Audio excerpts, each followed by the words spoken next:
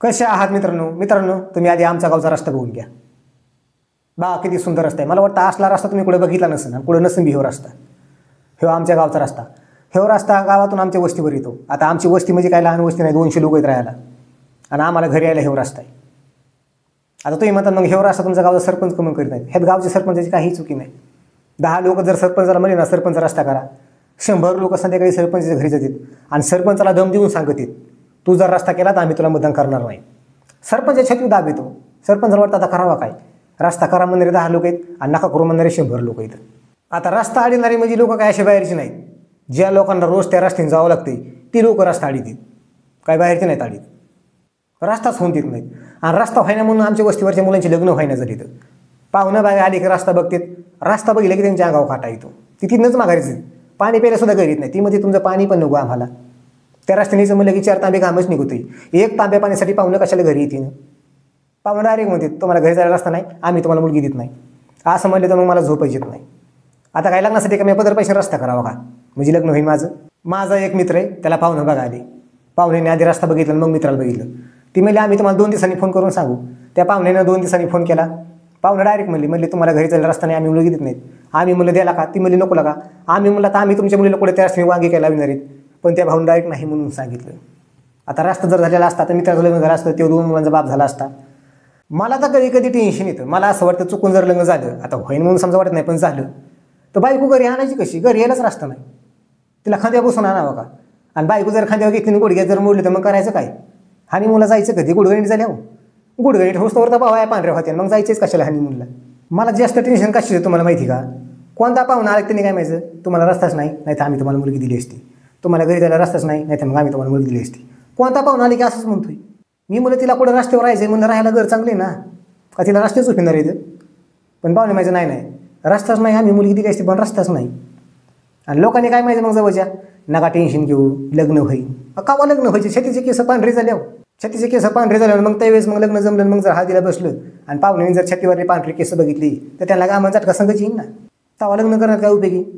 मला तर कधी कधी टेन्शन येतं। मला असं वाटतं की बहुतेक आता सगळे वस्तीवरले मुलं बिगर लग्नाचीच म्हणणार आणि बिगर लग्नाचं मिळालं तिच्या आईला मग पिढीला कावळा बी नाही शिवायचा, मग लय अवघड होईल। आमची जी लोक आहेत त्या लोकांना काय वाटतं रस्ता हवा फक्त आपल्या वावरातून नको, दुसऱ्याच्या वावरातून झाला पाहिजे। तसं कसं काय होईल? आणि सगळ्या जगाने तुम्हाला सांगतो तसल्या देवाच्या माळा येतात, एक जणाच्या गळ्यात 3-3, 4-4 माळा येतात। असं वाटतं आईला ह्यांना देवाशिवाय बिलकुल नसेल कर्म। 4-4 माळा एक जणाच्या गळ्याने आणि रस्त्याच्या टायमाला रस्त्याला अडवू देत, रस्ताच होऊन देत नाहीत। आणि मंदिरामध्ये गेले की देवाला काय म्हणणार माहिती का? देवा सगळ्याचं चांगलं होऊ दे, मग माझं चांगलं कर।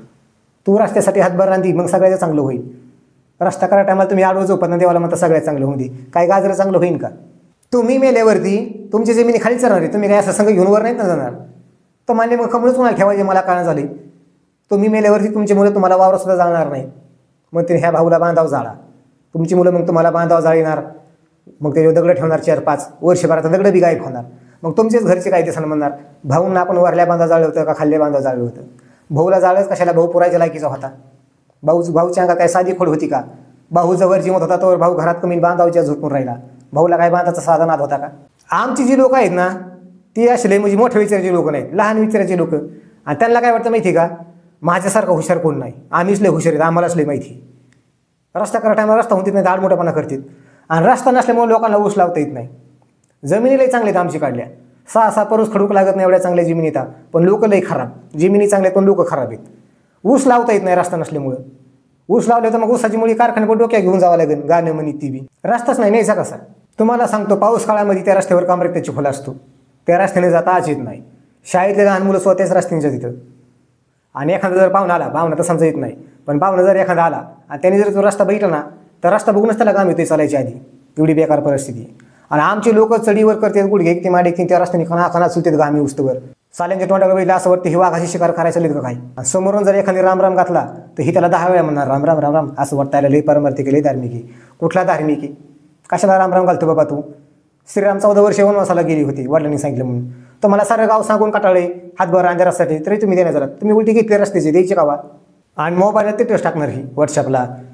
लोकांचं सुख वाटून नाही घेता आलं तरी दुःख वाटून घेतलं पाहिजे। तुम्ही का रस्त्याची सगळी रानं वाटून घेतली, रस्ता गायब झालाय, तुम्ही केव्हा दुःख वाटून घ्यायचं लोकांचं काही टिटस टाकीत. आमच्या लोकांना अंधारातनं खोड्या करायची सवय लागलेली आहे. अंधारातनं खोड्या करतात, एकमेकावर राजकारण करतात, त्याच्यामुळे खरं रस्ता होण्यात झाला आहे. आमच्या लोकांना राजकारणाचं एक नादली. मतदाना दिवशी पाठीच मतदानाला गावात जाणार आणि ही ज्या उमेदवाराला मतदान करते ते एक बिचारा गावा निवडून येत नाही, उलटी जास्त मतांनी पडतो. पण राजकारणाचा नादली त्याला नुसत्या खोड्या करायच्या आणि मग या असल्या खोड्यामुळे रस्ता होण्यात झाला आहे. आता एखाद्या जर आव चुकून दुखायला लागलं तर त्याला दवाखान्यात न्यायचं कसं? त्याला माहिती का भाऊ रस्ता नाही, तू पुढे बघ, तुझ्या मागे आम्ही पळू, असंच म्हणावं लागेल. तर मित्रांनो, हा व्हिडिओ शेअर करा, पार मुख्यमंत्री साहेबांपर्यंत पाठवा, तरच हा रस्ता होईल. नाही तर मग रस्ता होणं लय अवघड आहे. आणि रस्ता झाला तर मग आमच्या वस्तीवरच्या मुलांची लग्न होती, नाही तर मग लग्न व्हायचं लय अवघड आहे. मग नाही 10 वर्षांनी रस्ता झाले मग तरी काय उपयोगी? तेव्हा आमचं लग्नाचं वय निघून गेलेलं असणार, काहींची डोळे ऑपरेशन आलेले असणार, काहींची डोळ्यांचं ऑपरेशन झालेलं असणार, मग काय उपयोगी? तर थँक्यू मित्रांनो, चॅनलला सबस्क्राईब करा. धन्यवाद.